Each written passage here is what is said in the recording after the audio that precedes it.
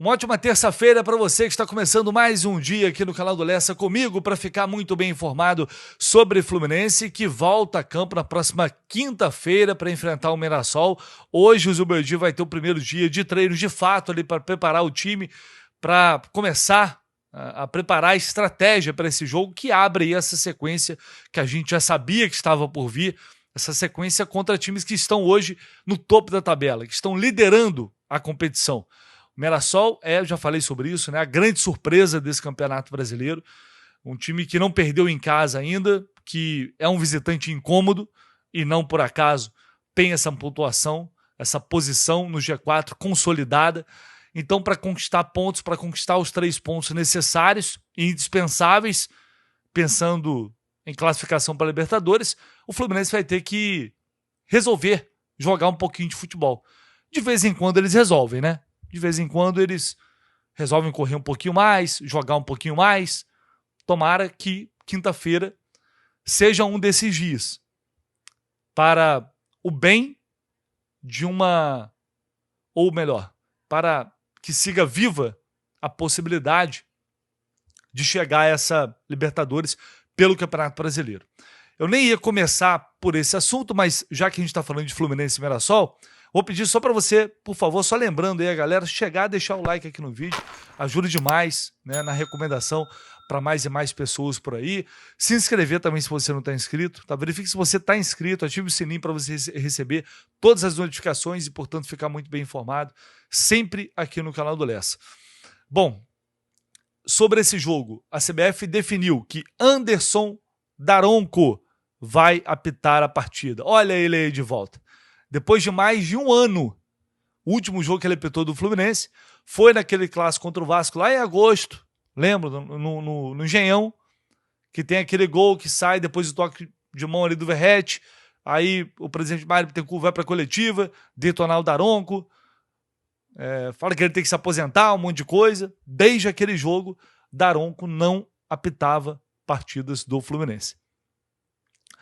E agora ele volta após... Ele até tem ficado meio distante assim, de polêmicas. Já tem um tempinho que eu não consigo ver um jogo inteiro do Daronco, mas enfim. É o Anderson Daronco.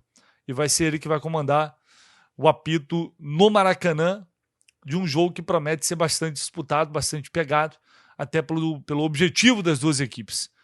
Veremos o que vai acontecer e o que o senhor Daronco está preparando para esse jogo, tá?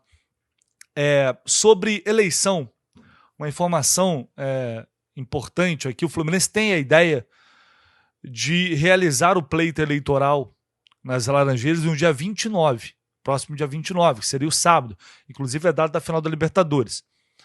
A questão, tem algumas coisas que estão pegando aí. Se a eleição acontece no dia 29, o jogo contra o São Paulo seria no dia 30, no Maracanã. E aí, a próxima rodada é contra o Grêmio, em Porto Alegre. Só que o Grêmio cedeu a arena para um show. Então o Grêmio iria antecipar esse jogo para terça-feira. Só que, se antecipar, não dá para o Fluminense jogar no domingo. Né? Não teria o tempo suficiente de descanso. Então, para poder realizar a eleição, como deve ser, um sábado com tranquilidade, jogar no domingo, enfim. Então tem essa questão. Vai depender muito da viabilidade disso e o que a CBF também vai definir lá junto com o Grêmio. Antecipar esse jogo do Fluminense é uma saída, em vez de ser, sei lá, no domingo, ser numa sexta-feira, mas aí ia ter que mexer na outra rodada também. Então é uma complicação, uma outra possibilidade seria o Grêmio jogar no Centenário em Caxias do Sul, no estádio do Caxias. Só que, a princípio, essa ideia não agradou muito o Fluminense, porque o gramado lá é muito ruim e tal. Então a CBF ficou de divulgar a tabela desmembrada já nesta terça-feira. A gente já deve ter essa confirmação. Então todo esse imbróglio aí, porque a outra data possível era dia 22, só que 22 seria a final da Sul-Americana e o Fluminense esperava estar lá. E aí então tudo foi meio que planejado para que fosse no dia 29. e agora tem essa situação de tabela do brasileiro que tem que ser resolvido, e aí resta saber como eles vão lidar com isso, tá?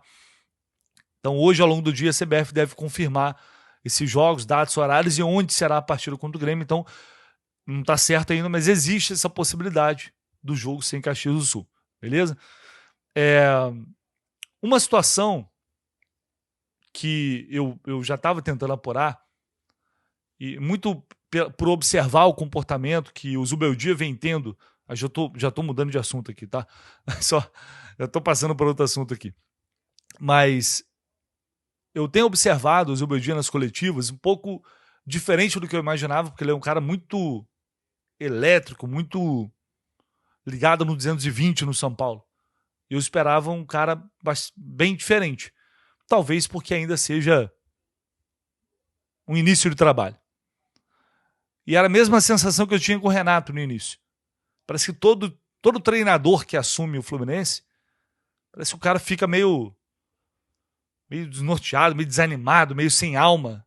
Não estou dizendo que é muito cedo ainda. Nós conhecemos muito pouco do Zubeldia. A gente conhece muito mais o Renato do que o Zubeldia.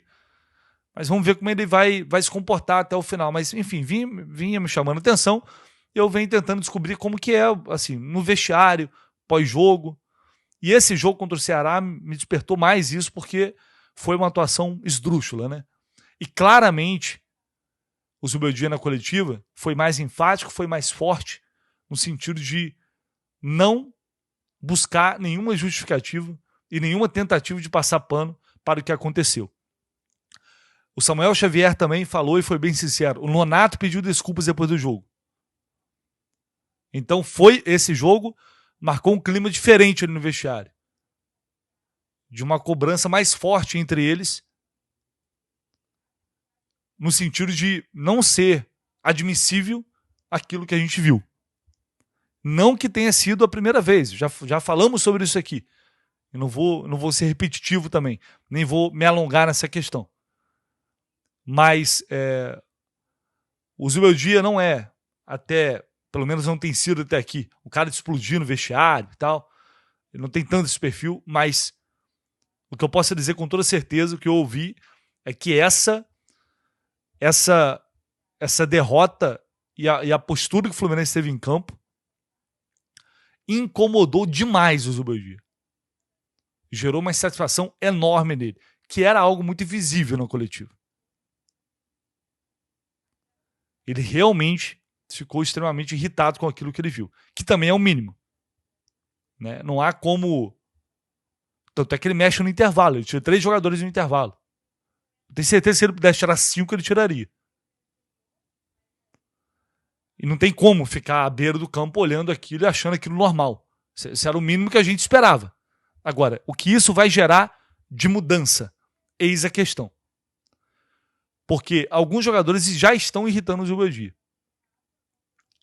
Se você pegar quem sai no intervalo, não é nem o caso do René, porque essa substituição eu não entendi até agora, a não ser que o René teve alguma necessidade física de sair.